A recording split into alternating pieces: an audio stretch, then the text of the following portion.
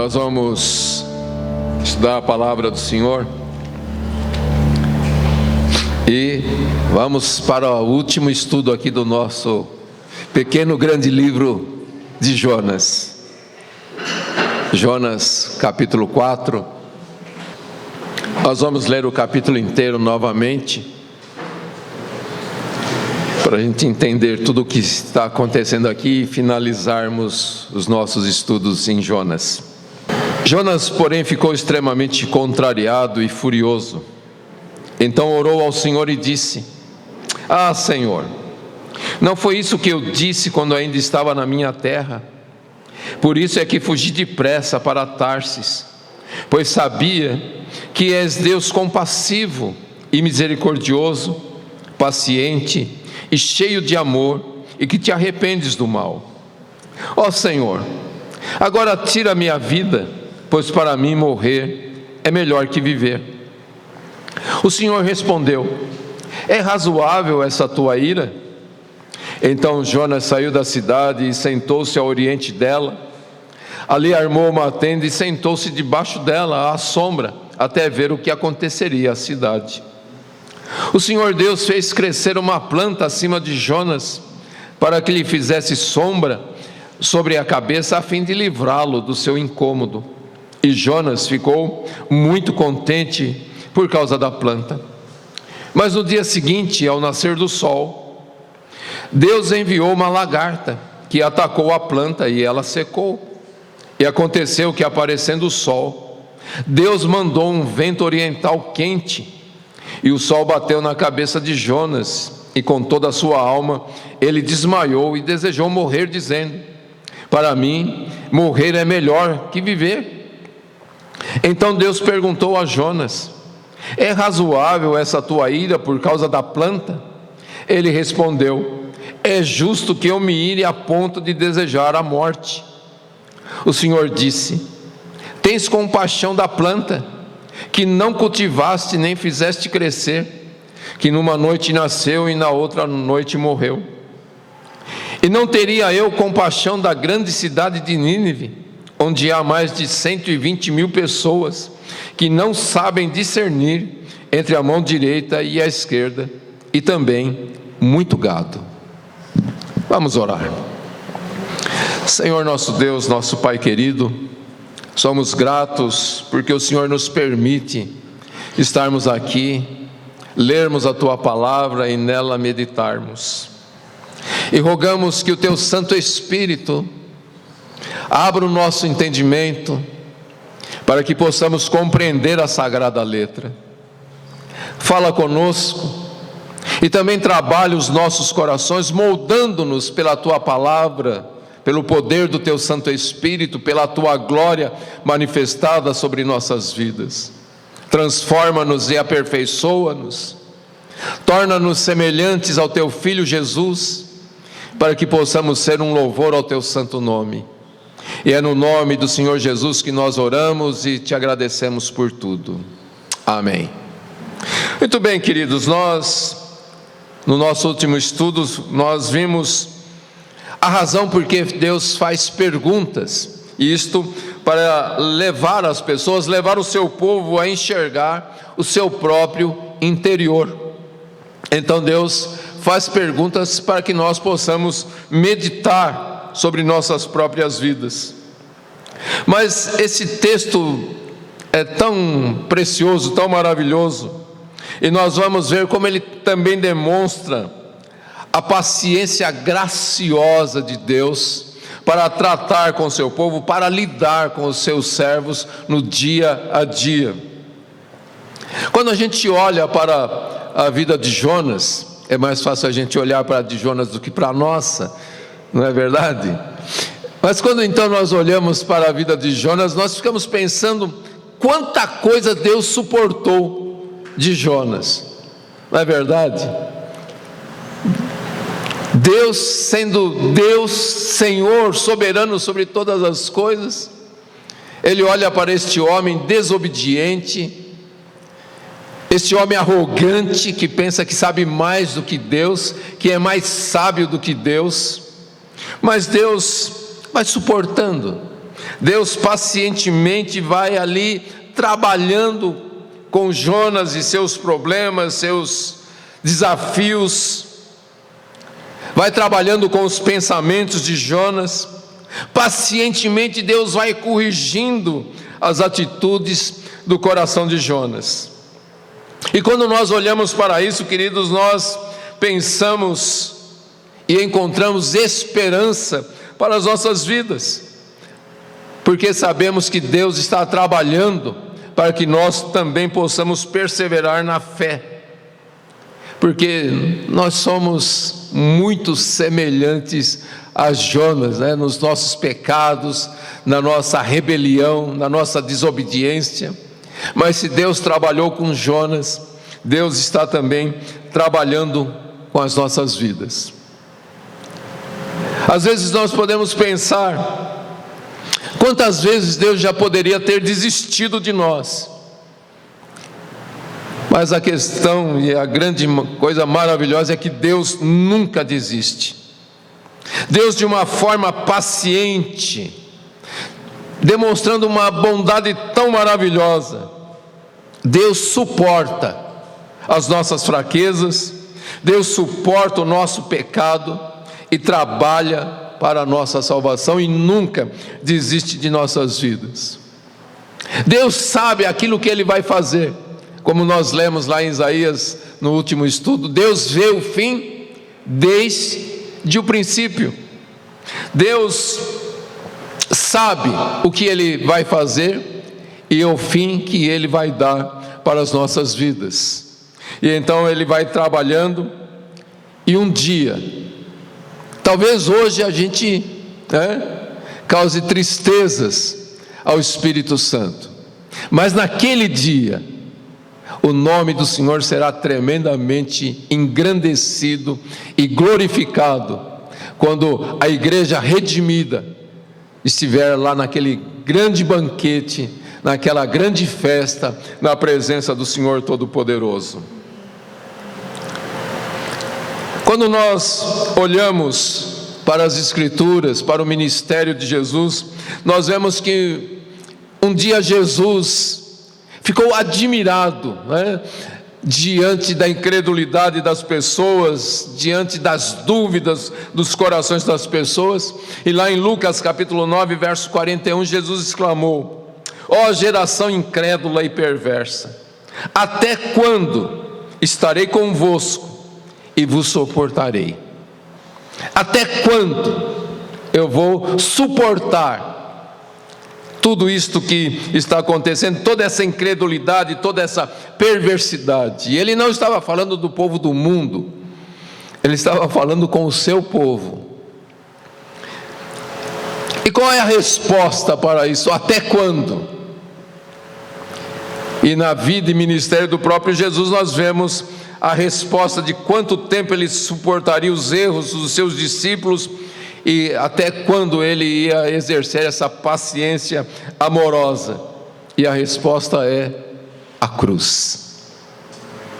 Até a cruz, quando Ele morreu pelos nossos pecados, pelo pecado do seu povo, quando no terceiro dia Ele ressuscitou, e então depois Ele subiu aos céus e enviou o Espírito Santo para conduzir a sua igreja e santificar a sua igreja. A resposta para até quando é até a cruz, quando Ele morreu e suas últimas palavras foram: está consumado. Agora a igreja será gloriosa. Amém, queridos? E quando nós olhamos de volta aqui para Jonas e vemos os atos de Deus para com Jonas, nós vemos como Deus demonstra a sua sabedoria quando Ele vai interagindo com o seu povo. Voltando aqui para o texto, quando Deus faz nascer aquela planta sobre a cabeça de Jonas e depois Deus permite, aquela lagarta que vai lá e destrói essa planta que tinha se tornado tão querida para Jonas, A primeira vez que nós vemos Jonas alegre é por causa dessa planta. Deus tinha um plano para levar Jonas a um crescimento na sua graça. E o primeiro passo de Deus, né, nessa demonstração, nesse desejo de fazer com que Jonas crescesse, consistia em que Jonas precisava entender o que estava acontecendo dentro dele, o egoísmo que estava tomando conta do seu coração, e então Deus queria que ele entendesse que ele precisava mudar esta atitude, a atitude do seu coração. Jonas estava dominado pelos seus próprios pensamentos, pelos seus próprios desejos mesquinhos, egocêntricos, né? Ele tinha uma visão totalmente dominada por suas opiniões limitadas a respeito da grandeza da obra de Deus, e também sua visão estava limitada ao seu próprio conforto, porque ele não queria a salvação do povo de Nínive, porque ele considerava o povo de Nínive um povo opressor, que trazia tristezas para ele, que tirava o conforto do seu povo. Quando agora ele está tão amargurado por causa dessa planta, ele está amargurado por quê? Porque ele perdeu algo que era precioso para ele. Ele perdeu aquela planta que estava fazendo sombra. Como diz o texto, aquela planta que estava tirando o incômodo de sua vida. Então perceba que Jonas vivia uma vida centrada em si mesmo. Ele pensava somente em si mesmo, no seu bem-estar. E então nós vemos que Jonas mostra que uma pessoa egocêntrica, ela se torna cada vez mais mesquinha, ao ponto de se tornar também ridícula. Veja, no início do capítulo, aqui desse capítulo 4, ele queria morrer, porque Deus não havia correspondido à sua visão limitada a respeito da salvação. Agora Jonas está furioso de novo e querendo morrer, porque a sua plantinha preciosa havia secado. Veja, ele nos mostra que quando nós somos tomados pelos nossos próprios problemas, quando nós ficamos centrando nos nossos próprios problemas, quando nós ficamos amargurados com as coisas que vão acontecendo nesse mundo exterior, então a vida espiritual vai secando, a vida espiritual vai definhando. E o espírito de Jonas estava reduzido ao nível daquela planta que estava seca diante de um ataque. Veja, uma simples lagarta atacou aquela plantinha e ela morreu, secou. E assim tem sido a vida espiritual de muitas pessoas. Qualquer problema que acontece, qualquer situação um pouco mais difícil, a pessoa fica abatida. A vida espiritual seca, ela perde a vontade de orar, ela perde a vontade de ler a Bíblia, ela perde a vontade de louvar, ela perde a vontade de tudo. Ela quer morrer, ela quer ficar isolada ali no seu cantinho, curtindo a sua tristeza. Isso é um sinal que a vida espiritual está secando. Entende isso, queridos? Jonas estava tão preocupado com aquela plantinha, ao ponto de desejar a morte. E quando nós olhamos para a igreja nos dias de hoje, nós percebemos que muitos cristãos são assim. Eles estão preocupados com coisas insignificantes desta vida. E isso tanto na vida particular como na vida da igreja. Quantas pessoas desistem de frequentar a igreja porque não concordaram com alguma coisa que aconteceu na igreja? Às vezes não concordando até com o estilo de música. Não gosto desse estilo de música, não vou com a cara de tal pessoa que está lá no louvor, não aguento mais ver o Jé batendo aquela bateria, não dá.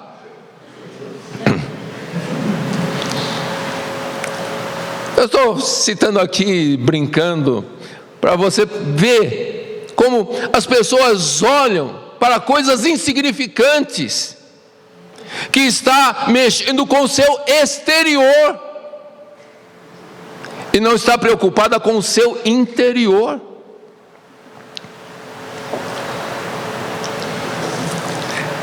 Quando a nossa maior preocupação deveria ser a glória do Evangelho de nosso Senhor Jesus Cristo. Mas quando nós olhamos para Jonas, nós vemos que até aqueles que são profetas, né, chamados, a gente poderia dizer que os maiores fiéis, como Jonas, podem ser reduzidos a verdadeiros anões espirituais, a não ser que eles mudem a sua perspectiva, de deixar de lado as preocupações com coisas pequenas, preocupações com o seu próprio ego, para se preocupar com aquilo que realmente precisa se preocupar. E quando nós olhamos aqui para Jonas, nós vemos que a experiência dele mostra que pessoas egocêntricas são pessoas infelizes. Pessoas que vivem olhando para dentro de si, preocupadas com o seu próprio ego, são as pessoas infelizes, pois elas vivem reclamando o tempo todo, nunca estão satisfeitas, elas não conseguem sentir alegria na vida, e portanto não conseguem gerar alegria na vida das outras pessoas, como também não conseguem glorificar a Deus com suas vidas.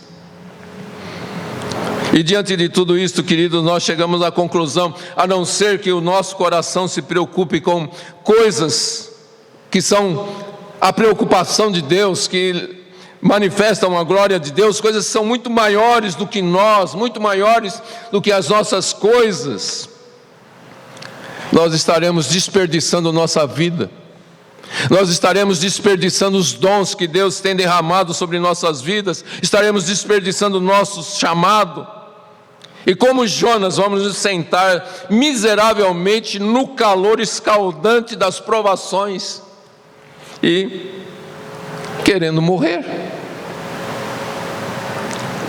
Quando nós olhamos aqui o caso de Jonas, o que é que estava por trás de tudo isto que estava acontecendo com ele agora, que ele desejava a morte? Estava a sua amargura contra os ninivitas. O caminho para Jonas começar a odiar a vida começou com o seu ódio contra Nínive. Por que muitas pessoas querem morrer? Justamente por causa disto, elas têm ódio de alguma coisa, né? Ou ódio por alguma coisa que elas não têm. Uma mágoa, uma tristeza que elas não conseguem superar, não conseguem perdoar pessoas, e aquilo vai consumindo o seu interior.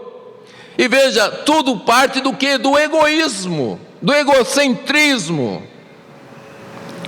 de uma insatisfação por não ter determinadas coisas, ou por perder determinadas coisas. Talvez pela forma como são tratadas por outras pessoas, e elas se fecham em si mesmas e perdem a razão para viver. Veja, o capítulo 4 começa mostrando Jonas, quando ele olha para o arrependimento de Nínive, vê aquele povo sendo salvo, se alegrando em Deus, e ele pergunta para si próprio: como que eu posso conviver com a alegria dos meus inimigos? Como que eu posso conviver com a prosperidade dos meus inimigos? E de repente, quando aquela largata começa a corroer ali a sua plantinha, então Jonas pergunta: como é que eu posso viver sem a minha plantinha? Entende isso, queridos? Agora, por que Deus mandou aquela largata para consumir a plantinha? justamente para que Jonas pudesse entender: Jonas, existe aí uma lagarta dentro do seu coração, que está corroendo a sua vida, que está matando a sua vida e você não está percebendo.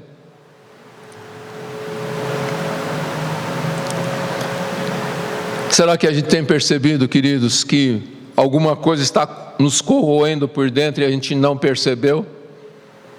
E a gente tenta achar um culpado externo, uma coisa externa, e a gente não percebe que o nosso coração, a nossa alma está secando. Nós cantamos bastante aqui sobre as águas do Senhor, a sede por Deus, mas muitas vezes a gente não entende que a nossa maior necessidade é Deus. A gente não entende que o nosso homem interior está clamando por Deus e a gente acha que a gente precisa de outras coisas, quando a nossa maior necessidade é Deus. Davi foi chamado o homem segundo o coração de Deus porque ele entendeu isto. Ele era o rei de Israel, um rei poderoso, um rei adorado pelo seu povo. Mas ele olha para si mesmo e diz: eu sou pobre e necessitado. Queridos, ele necessitava do que? Ele era o rei, ele tinha tudo. Como que um rei pode dizer: sou pobre e necessitado? Porque ele olhava para tudo aquilo e dizia: nada disso consiste em minha vida. Eu sou um ser totalmente necessitado de Deus. Eu sou alguém que pobre da presença de Deus, e eu preciso me empenhar nisto, em buscar a presença de Deus. Eu preciso satisfazer a necessidade da minha alma, que é Deus. Como é difícil, querido, as pessoas entenderem isto. Como é difícil para a própria igreja entender isto, que a sua maior necessidade é a presença de Deus. A sua maior necessidade é a manifestação da glória de Deus sobre a sua vida. A sua maior necessidade é a graça de Deus sobre a sua vida.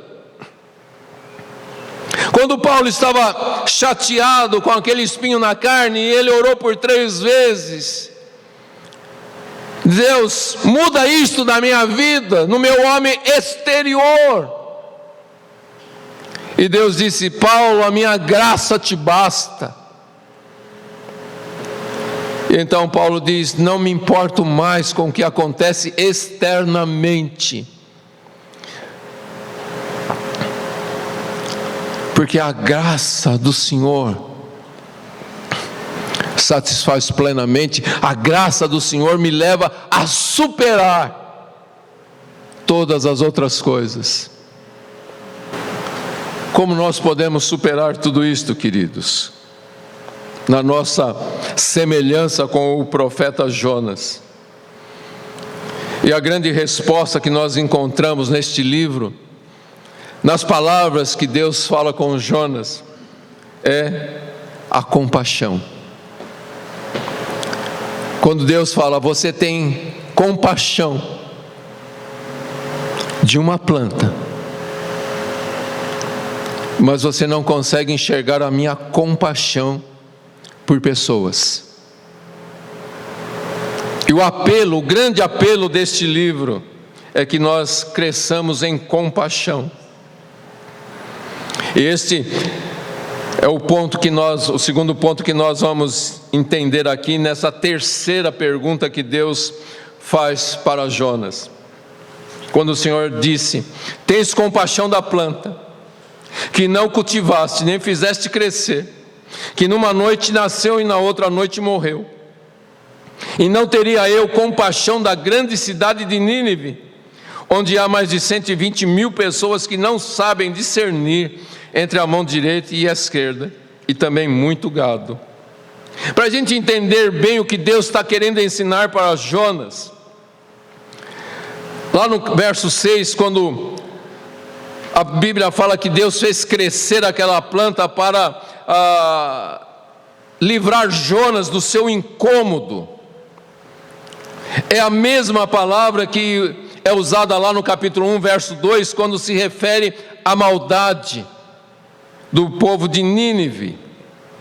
E é a mesma palavra usada no capítulo 3, no verso 10, quando fala sobre a destruição que estava sobre, a ameaça de destruição que estava sobre aquele povo.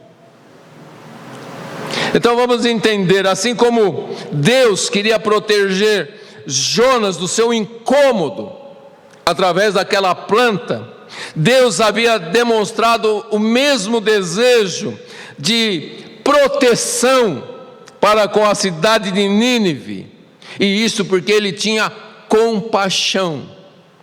Entende? Assim como Deus queria livrar Jonas do incômodo do sol, Deus queria livrar Nínive do incômodo do pecado, da maldade. Deus queria livrar Nínive do incômodo da destruição. Entende isto, queridos? É a mesma palavra que Deus usa nessas 3 vezes. Deus quer livrar. E por que Ele quer livrar? Porque Ele tem compaixão. E Ele quer manifestar a sua graça. Sempre precisamos lembrar, Jonas se alegou em extremo por causa daquela planta. E também sentiu compaixão daquela planta quando ela morreu. E por quê? Não somente porque ela dava sombra para ele, mas porque ele tinha um apego àquela planta. Ele tinha um interesse por aquela planta. E então é que Deus fala com ele assim de uma maneira muito séria. Eu não teria que ter compaixão deste povo? A pergunta poderia ter sido: Jonas, você não acha que você deveria se importar um pouco mais com pessoas?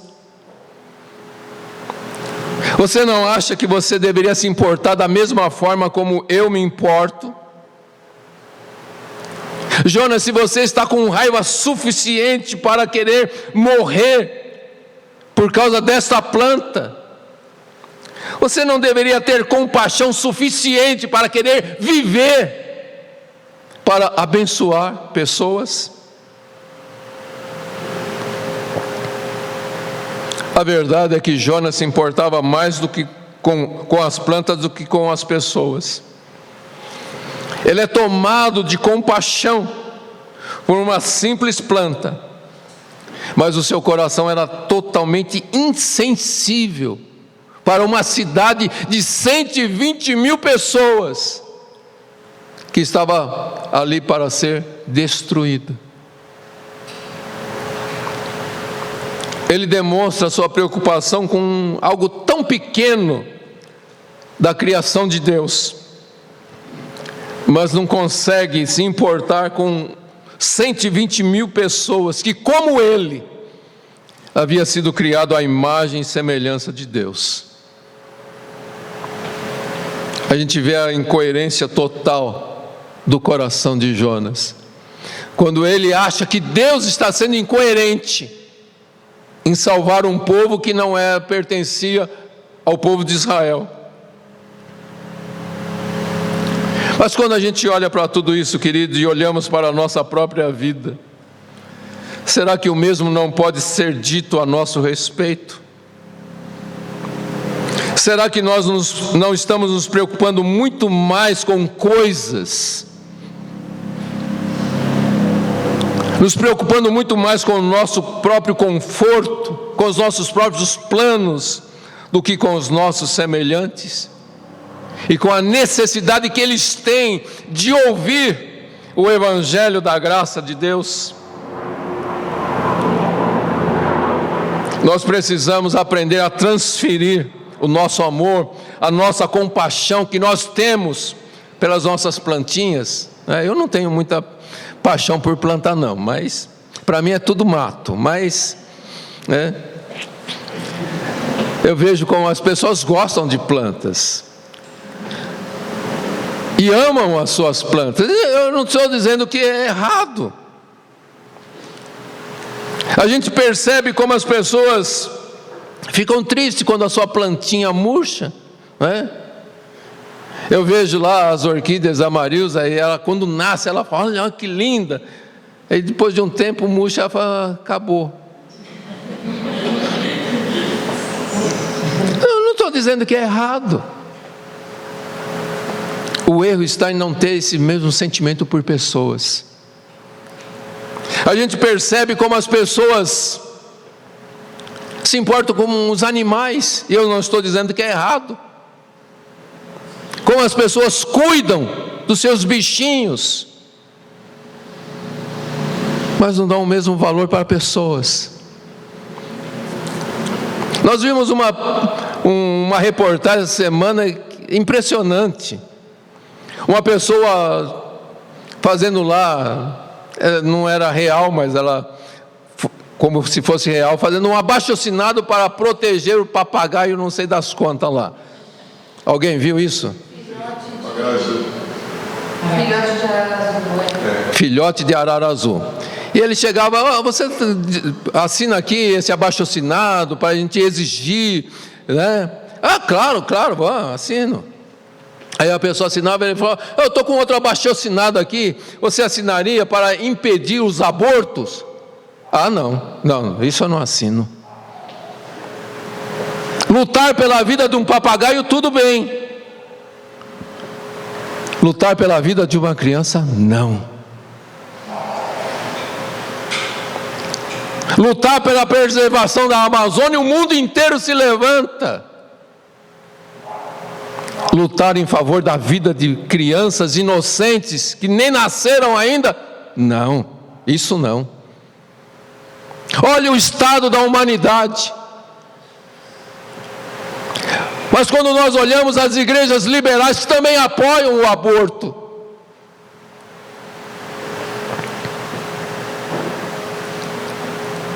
onde está o coração das pessoas? O que as pessoas realmente valorizam? Quando é que nós vamos entender que as pessoas necessitam de amor? Do amor de Deus, que é demonstrado através do nosso amor por elas. Elas não podem ver Deus, a não ser que nós mostremos Deus para elas. Nós vemos Jesus, nós já estudamos sobre isto, chorando às portas de Jerusalém, porque Ele tinha compaixão daquelas pessoas. E é isso que Deus está discutindo aqui de uma forma muito cuidadosa com Jonas, argumentando do menor para o maior, dizendo: olha, essa plantinha foi preciosa para você, então vamos elevar o nível, vamos olhar para pessoas. Jonas havia amado a sua pequena planta, que crescera sem nenhum esforço da parte dele. Deus fala: você não trabalhou para que essa planta nascesse, você não trabalhou para que ela crescesse, você não fez nada. Ela nasceu numa noite, era um nada, frágil ali.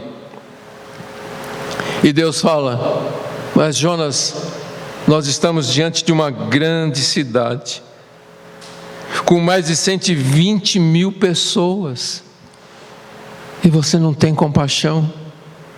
Pessoas que estão totalmente perdidas, pessoas que não sabem discernir entre a mão direita e a esquerda, e você não tem compaixão. Você não tem compaixão nem dos animais da cidade, você só tem compaixão da sua plantinha.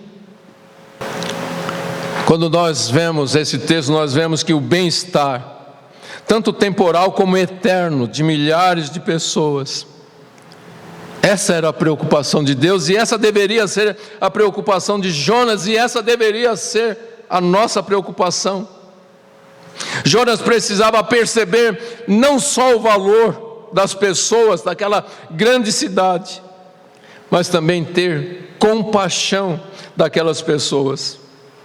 Veja, Deus descreve a cidade como Mais de 120 mil pessoas que não sabem discernir entre a mão direita e a esquerda. Isso significa, Deus está dizendo, olha, um povo que é ignorante em relação à minha lei, um povo que é ignorante à vida espiritual, um povo que não entende o real valor da vida, o verdadeiro sentido da vida, um povo que não consegue discernir nada.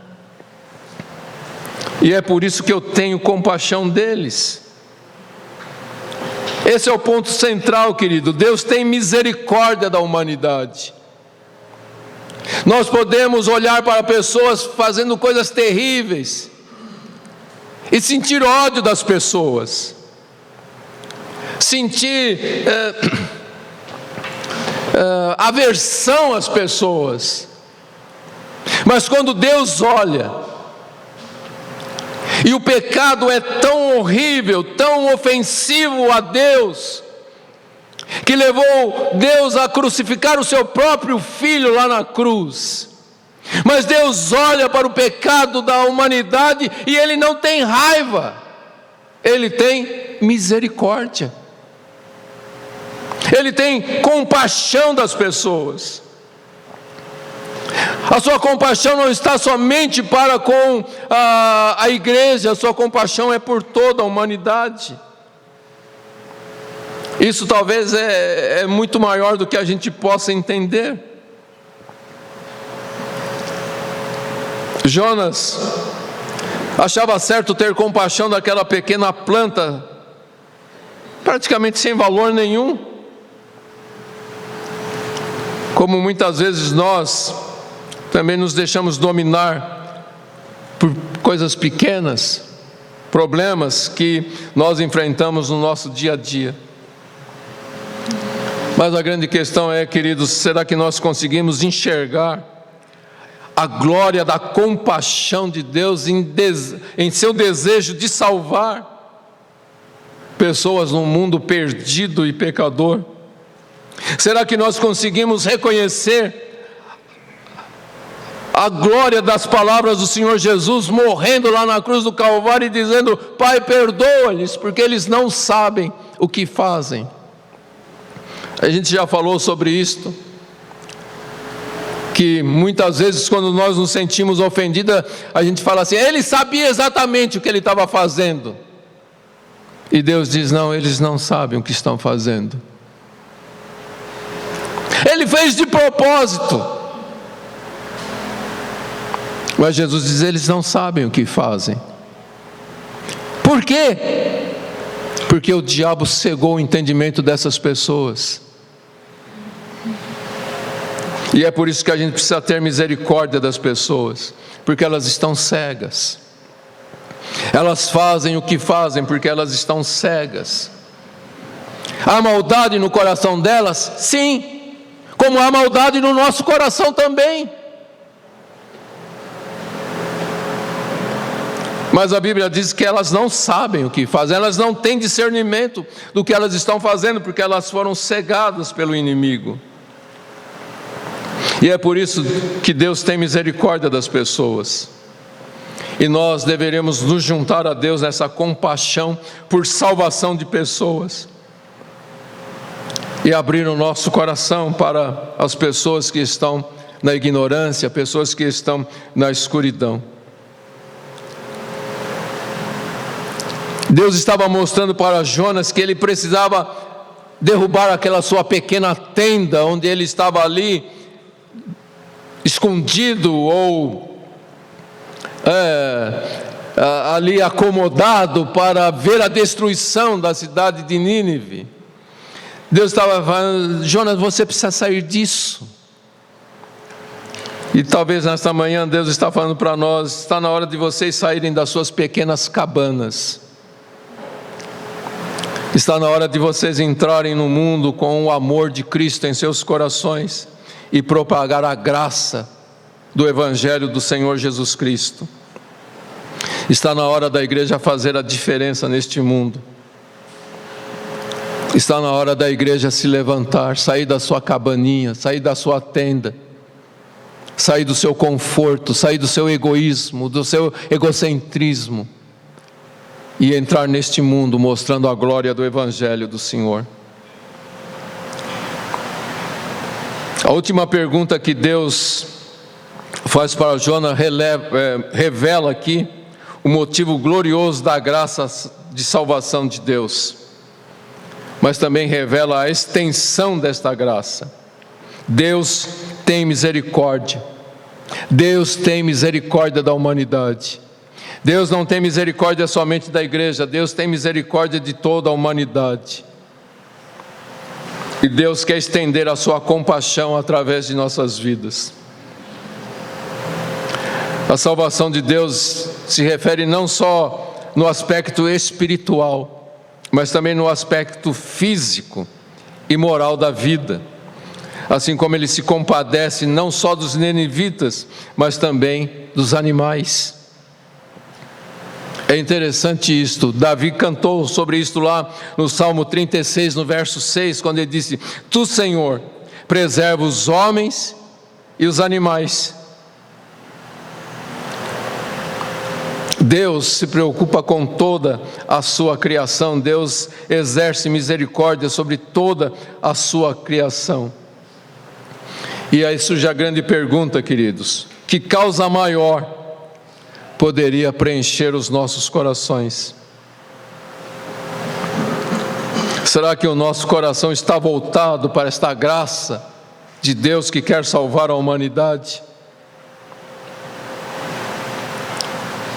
Nós ficamos alegres, nós ficamos felizes quando Deus mostra compaixão por nós, mas temos a mesma alegria para ver a compaixão de Deus se manifestando sobre os perdidos? Será que nós buscamos a alegria de ver o Evangelho se espalhando por todo este mundo, salvando almas eternas?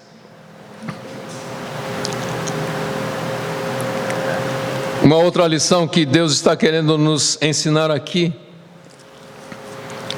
é que a solução para a nossa própria miséria egocêntrica é volver o nosso coração para coisas maiores da visão de Deus, que é a salvação e a compaixão pelos perdidos. Os cristãos mais felizes, mais alegres, são aqueles que têm paixão pela vida, paixão por salvação de almas, paixão pela propagação do Evangelho. E são esses também que mais crescem na graça de Deus, porque sua vida é preenchida com o entusiasmo da misericórdia salvadora de Deus. Agora, é interessante, queridos, como o livro de Jonas termina. E sempre surge a grande pergunta: e o que aconteceu com Jonas? Talvez a gente estivesse torcendo, para que existisse o verso 12, que dissesse: então Jonas... Mas esse verso não existe. E realmente a gente não sabe o que aconteceu com Jonas. E por que o livro termina assim? Porque a resposta mais importante, queridos, é a nossa resposta ao chamado de Deus. A resposta mais importante é a nossa resposta a essa graça maravilhosa que Deus quer compartilhar com as pessoas.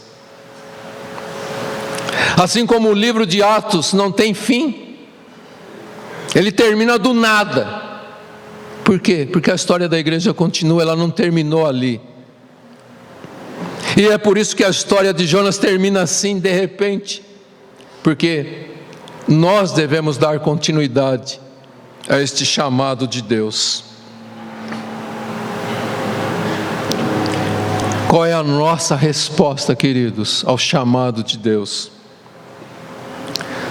Na primeira carta aos Coríntios, no capítulo 9, no verso 23, Paulo respondeu a essa pergunta dizendo: faço tudo por causa do Evangelho, para dele me tornar coparticipante. Eu estou perguntando qual é a nossa resposta. Eu dei a de Paulo aqui. Na segunda carta aos Coríntios, capítulo 5, versos 14 e 15, Paulo diz assim: pois o que nos motiva é o amor de Cristo, porque concluímos que, se um morreu por todos, logo todos morreram, e ele morreu por todos, para que os que vivem não vivam mais para si mesmos, mas para aquele que por eles morreu e ressuscitou. Qual é a motivação de Paulo? Ele diz: o que me motiva para viver não é o que eu quero, mas é o amor que Cristo tem pela humanidade. Isso me motiva a deixar de viver para mim mesmo e viver para o propósito de Cristo. E a gente então vai finalizar aqui o livro de Jonas, pensando neste Deus, o Deus do livro de Jonas. Com tudo isso que a gente estudou em mente, né? A maneira da gente concluir aqui o nosso estudo a respeito do livro de Jonas é lembrar da manifestação de Deus e dos atributos gloriosos de Deus. Em primeiro lugar, relembrando, ok? O livro de Jonas mostra o Senhor em toda a sua majestade soberana. As ordens de Deus foram dadas de forma soberana ao profeta Jonas e soberanamente supervisionadas por Deus. Então pense nisto: Deus te dá uma ordem e Ele está supervisionando como você está tratando com a ordem que Ele lhe deu. Jonas podia se recusar ao chamado de Deus para pregar em Nínive, mas ele não podia fazer nada para se esquivar dos propósitos de Deus por meio dele. Jonas podia fugir para Tarsis e ele tentou fugir, mas ele não pôde fazer nada quando aquela tempestade veio sobre o mar, uma tempestade enviada pelo Senhor. Mas quando essa tempestade, mandada pela soberania de Deus, parecia significar algo ruim para Jonas, na verdade era muito ao contrário, porque Deus estava usando aquela tempestade para trazer Jonas de volta a uma realidade. Deus soberanamente então envia aquele grande peixe que vai engolir Jonas e vai lançar o profeta ali na praia. Quando a gente olha para os detalhes que envolveram a vida de Jonas, nós vemos como Deus estava trabalhando, ajudando, disciplinando de uma forma soberana para que Jonas pudesse crescer na graça do Senhor. E foi através dessa graça soberana de Deus que toda aquela cidade perversa de Nínive se converteu por intermédio da palavra do profeta. Através de Isaías, Deus disse o seguinte, em Isaías 46, versos 10 e 11: o meu conselho subsistirá e realizarei toda a minha vontade. Eu disse e cumprirei essas coisas. Estabeleci esse propósito e também o executarei.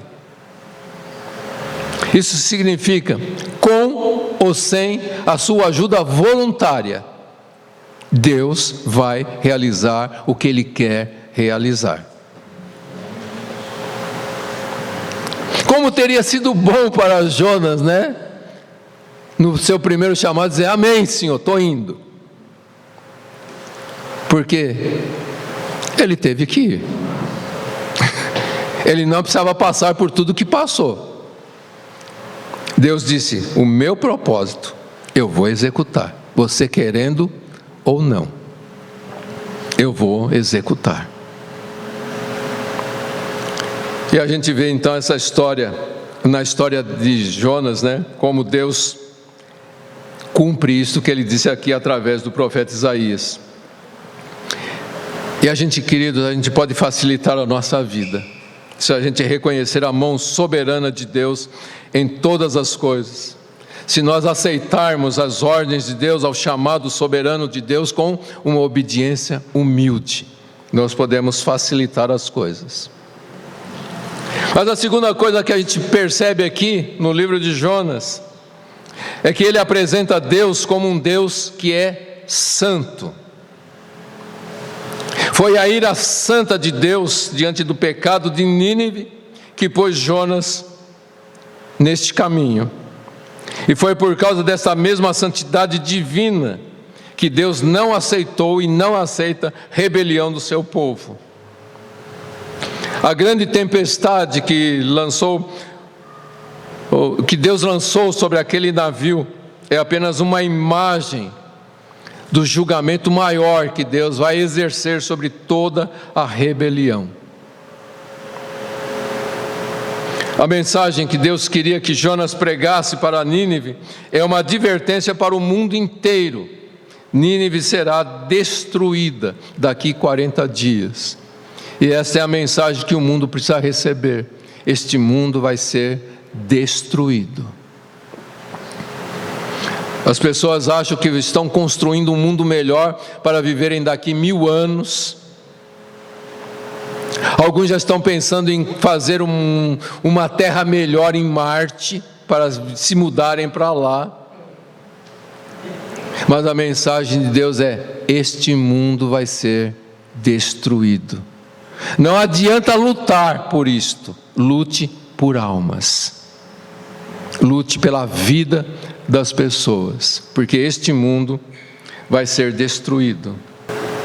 Deus é um Deus santo, e por isso os perversos não vão continuar para sempre. A liberdade que hoje as pessoas têm no pecado vai ter um fim que está já previsto por Deus, e Deus vai trazer a juízo tudo isto. Deus é um Deus santo, por isso aqueles que são poupados do julgamento hoje por sua misericórdia são chamados para uma vida semelhante à de Deus. Deus disse isto no Velho Testamento, e Pedro repetiu isto lá na sua primeira carta, capítulo 1, verso 16: sede santos, porque eu sou santo. Esse Deus santo, que vai destruir todo o pecado, quando Ele salva alguém do pecado, Ele diz: agora é hora de você ser santo. E em terceiro lugar, Jonas revela Deus como um Deus poderoso, um Deus todo-poderoso. Assim como Jonas não conseguiu escapar do alcance de Deus, nem do poder de Deus, e ali naquele navio ele confessou para os marinheiros: eu sou hebreu, adorador do Senhor, o Deus do céu, que fez o mar e a terra seca. E quando Jonas fez essa declaração, então Deus demonstrou o seu poder sobre toda a criação, comprovando estas palavras. Nós vemos que esse Deus Todo-Poderoso, Ele tem o controle, não só do coração do homem, como Ele diz que Ele inclina o coração do homem conforme Ele quer, mas Deus tem o controle também dos animais. Quando Ele chamou aquele grande peixe, e o peixe se apresentou. Depois Ele chama aquela lagarta, e a lagarta vai lá e obedece a ordem de Deus. Deus é soberano sobre todas as coisas. Deus é soberano, e Ele fez com que sua palavra fosse pregada ao rei mais perverso, que era o rei de Nínive. E o texto diz que o rei se levantou do seu trono, tirou o seu manto, cobriu-se de pano e de saco e sentou-se sobre cinzas. Olha a soberania de Deus. E esse Deus soberano está tratando conosco, queridos. Então é melhor a gente abrir os olhos, porque esse Deus soberano está tratando conosco.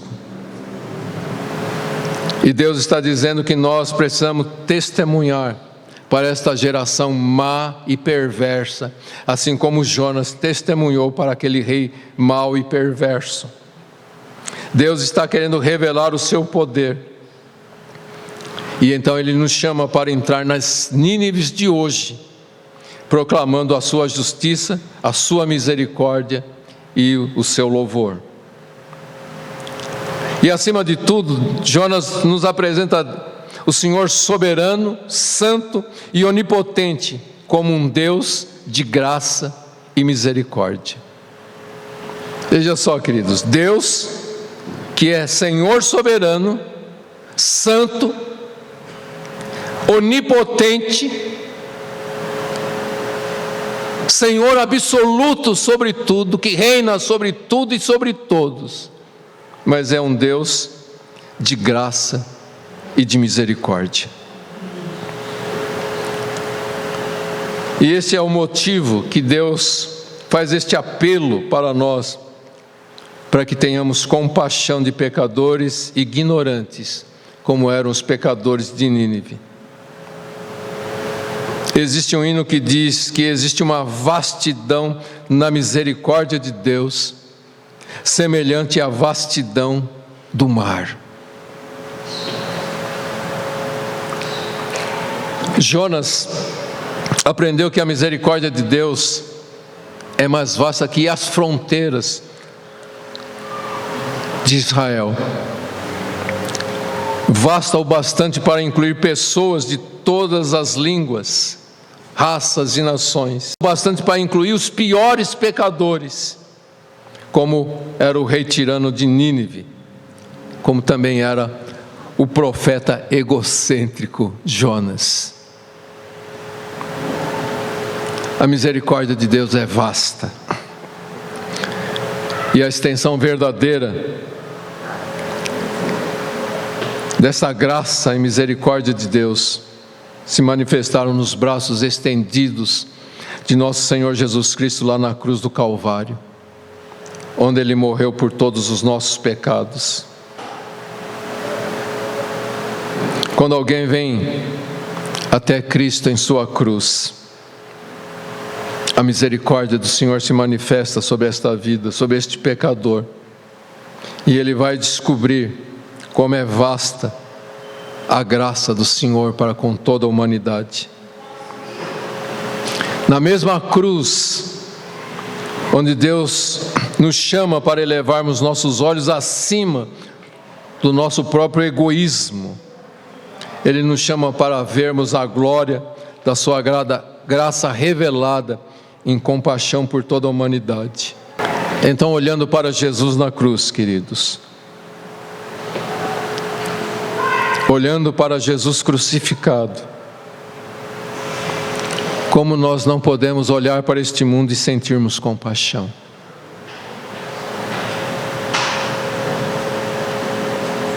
O apelo deste livro de Jonas é este: precisamos crescer em compaixão pela humanidade, e estou oferecendo a todo e qualquer pecador a graça e a misericórdia que nós recebemos de Deus. E para finalizar, eu quero ler aqui em Mateus capítulo 10, versos 7 ao 8, as palavras do Senhor Jesus. E indo, pregai dizendo: o reino do céu chegou, curai os enfermos, ressuscitai os mortos, purificai os leprosos, expulsai os demônios. De graça recebestes, de graça dai. Amém, queridos? De graça recebestes, de graça dai. Amém. Curve a sua cabeça e, pensando sobre tudo isto, você tem tido compaixão? Ou você está tão fechado nos seus problemas particulares, tão fechado naquilo que lhe é precioso, como a plantinha de Jonas, tão voltado para dentro de si mesmo, que talvez não consiga ter compaixão das pessoas que estão indo para o inferno. Elas estão ao seu lado, seus amigos, seus familiares, pessoas chegadas a você, estão indo para o inferno, porque não conhecem a graça e a misericórdia de Deus. E talvez você, tão concentrado nos seus próprios desejos, tão preocupado com seus próprios probleminhas, não consegue enxergar essas pessoas morrendo, não consegue enxergar essas pessoas caminhando para a destruição eterna. E Deus faz um apelo: você tem compaixão de uma plantinha e não enxerga a minha compaixão por almas eternas? É hora de mudança, queridos, mudar o foco. É hora de mudar o foco. Pessoas são importantes. A salvação de almas eternas é a coisa mais importante que existe. Foi a salvação de almas eternas que fez com que o Rei da Glória descesse dos céus, se tornasse um homem, e como homem morreu naquela sangrenta cruz, para dizer: eu me preocupo com vocês, eu tenho misericórdia de vocês, eu quero salvá-los. Que isso possa impactar nossas vidas, que isso possa dar um novo rumo para as nossas vidas neste tempo que nos resta sobre esta terra. Em nome de Jesus, oremos.